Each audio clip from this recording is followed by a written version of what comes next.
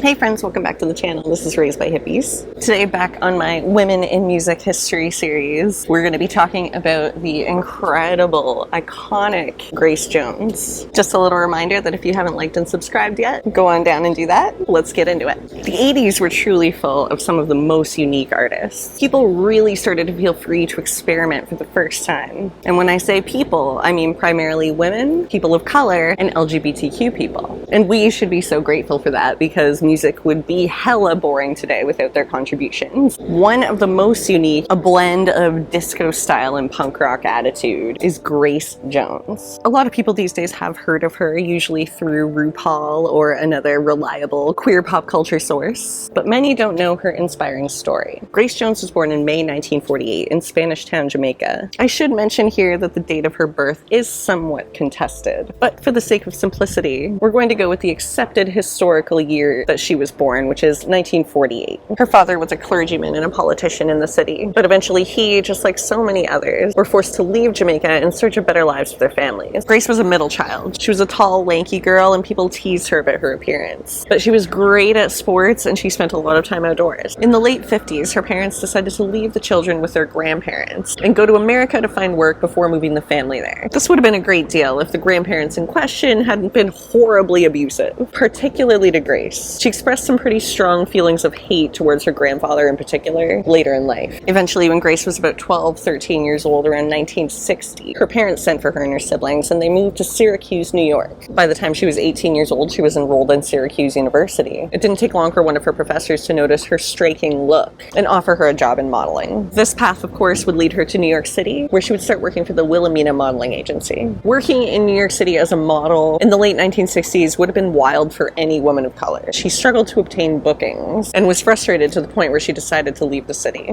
At 22 years old in 1970, she moved to Paris, France, where she lived in a flat with two other models and actresses on the same agency as her at the time, Jessica Lange and Jerry Hall. Just imagine these three stunning young women living in Paris in the 1970s, working for Yves Saint Laurent, Helmut Newton, Karl Lagerfeld. It's totally what dreams are made of. This time was also Grace's first introduction to LGBTQ culture, and she became a regular at the gay clubs and bars around Paris. She had kind of a love-hate relationship with the city. While it was instrumental in the development of her career, she also experienced a lot of racism and downright rudeness from the Parisians that left kind of a bad taste in her mouth. Reportedly, when she first arrived, a modeling company told her straight up that no one wanted a black model. Selling a black model in Paris is like selling a car that nobody wants. She responded, "I am going to make you eat those words." While she was still living in Paris, Grace started to dabble in music. In 1974, she moved back to Manhattan, and it didn't take long before someone thought, hey, you would make a great pop star. And she was offered a recording contract with Island Records. She knew that she had an androgynous look. Nobody was ever 100% sure if she was male or female, and she used that to her advantage. This was way before we had words like non-binary, and even drag was still relegated at this point to the underground. Grace was compelling and confusing, severe and overtly sexual all at once. She predicted long ago that the future would be genderless, proving what a forward-thinking mindset she had for the 1970s. Grace loved disco, so this was the direction that she went when she was recording her first album. She spent a lot of time at Studio 54 in Manhattan and became a staple figure of that iconic era. She was different. People found her fascinating because of her unique style and a look that people were just not used to seeing at that point in the mainstream. She kept her hair that signature flat top style and dressed like a man in wide suits with thick shoulder pads and open chests. She was striking.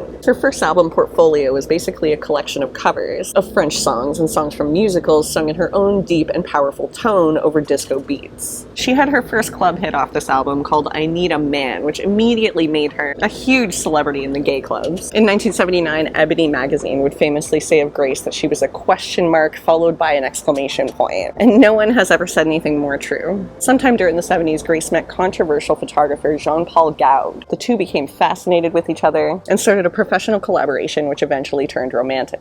Why was Jean-Paul Gaud controversial, you ask? Well, you remember this famous break the internet photo of Kim Kardashian back in 2015? Well, you might remember hearing that this is a redo of a famous photograph by Jean-Paul Gaud. Gaud was interested in what he referred to as the exotic, meaning he had a thing for black women, and his work generally focuses on fetishization woman of the Black female body in a manner which has been called exploitative. Grace became Goud's muse in every sense of the word, and he produced some of the most iconic images of her, really helping to define her persona and her aesthetic as an artist. In 1979, she discovered she was pregnant with Goud's baby, who would be born in November of the same year. Grace Jones released 3 disco albums during this period. The first one was a banger, but as disco itself started to fade from view, Grace needed to change her music to match the overall vibe of what was going on in pop culture. Disco was dead, and into the 80s, she and everyone else went. It would be new wave music that would strike her interest next, but she would dabble in all kinds of different genres. In 1980, she released her breakthrough album, Warm Leatherette. Prior to this album, Grace's music career was almost seen as somewhat of a novelty, not something to be taken seriously or as an artistic statement, but dance music. It was funny because her look and style and persona were so avant-garde that more was expected from her music than a collection of vapid dance bops. Where was the substance that matched the aesthetic? With Warm Leatherette, Grace sought to answer that question. First off, she assembled one of the tightest crews of musicians that you could get back then, the Compass Point All-Stars, after the Compass Point Studios in Nassau, Bahamas, where they were recording the album. At this point in her career, Grace knew that where her real talent laid was in her interpretation of songs that were written by other people. On this new album, she would do a cover of The Pretenders' Private Life, in sort of a reggae funk vibe. And when Chrissie Hynde heard Grace's version of the song, she reportedly said, "That is how it's supposed to sound." She also did a cover of Tom Petty's Breakdown and actually worked with him on a third verse of the song, which she used on her version on the album. This album was new wave. It had elements of punk and jazz and reggae, all with Grace's singular voice and approach, bringing it all to life. Quickly, as a follow-up to Warm Leatherette, Grace released Nightclubbing in 1981, named for her cover of the Iggy Pop David Bowie song, which was originally released on The Idiot. Pure punk rock in a way that was even more deviant than the genre itself. It was 1981 and times were changing. Disco was dead, punk was evolving into hardcore, and what everyone thought the future was going to look like went right out the window overnight. Grace was ready, and Nightclubbing would go on to be her most successful album to date. After one more album at Compass Point, Grace decided to take a break and focus on her acting career. She got a couple of huge Hollywood roles and became known to an even bigger audience than she already was. When she decided to make another album in 1985, she collaborated with a group of songwriters who had written a concept album. When they originally wrote it, the artist that they had in mind was Frankie Goes to Hollywood. But after they turned it down in favor of other projects,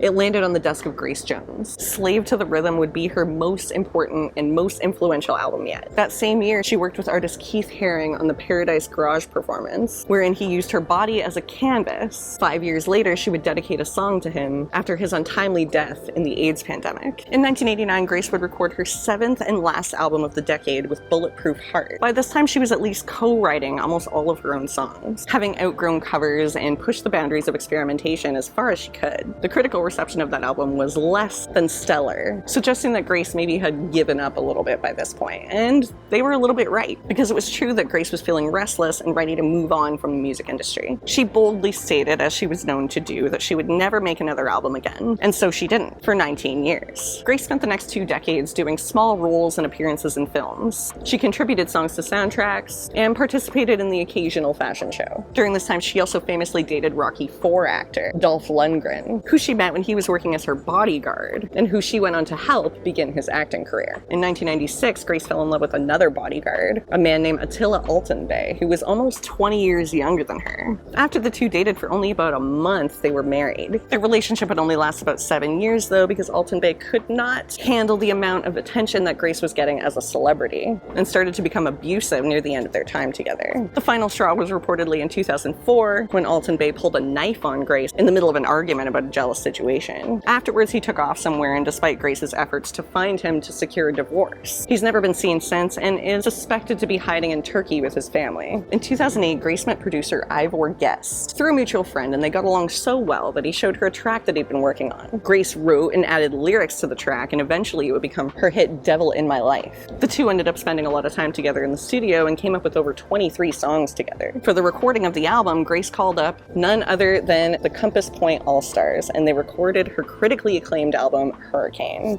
To this day, everywhere you look, you can see signs of the influence of Grace Jones. The concept of the fierce female singer who dominated the stage was first introduced by her, and would become the entire image of so many female performers who followed her. Thank you guys so much for watching. If you like this video, and if you dig my content, do me a favor, give me a like and a subscribe, and I will see you in the next video.